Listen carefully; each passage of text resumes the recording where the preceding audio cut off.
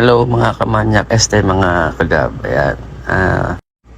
Natamad ako mag-print kaya ito-drawing na lang natin muna ngayon. Ayan, ginuhit-guhitan lang natin siya. Mamaya ayusin natin yan pagka tinatato na. Tingnan natin. So syempre nagla-lining na tayo dyan, no? Chill na chill lang si ma'am eh. Oh.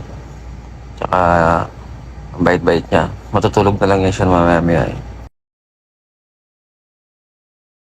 A few moments later.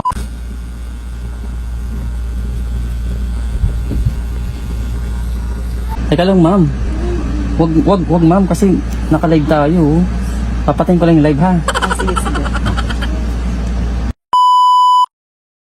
Ayun, natapos na kami. Yung ito to, patapos na pala. Tulog na tulog si ma'am eh. Oh. Nasarapan dun sa sa tato. Ang sarap laruin ng dede ni ma'am. Ng mga utak ng mga nanuno. Kasi kung totoong manyak naman ako, dito sa wala nang nagtitiwala na nagpatato sa mga private part, di ba? Salamat sa inyong mga bashers. Enjoy watching. So dito nililinisan na natin yung tattoo ni ma'am. Yan. Tulog siya yung time na yun. Ewan ko kung bakit. Baliwala lang sa kanya yung yung sakit. Siguro nasarapan siya dun sa masahe ko. Ayan.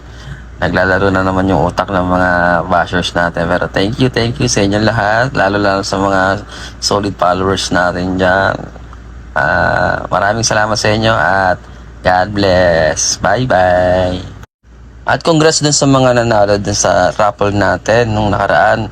At deserve nyo yan. Maraming salamat sa inyo lahat, ha? Thank you. Next time ulit, mamimigay pa tayo ng marami pa.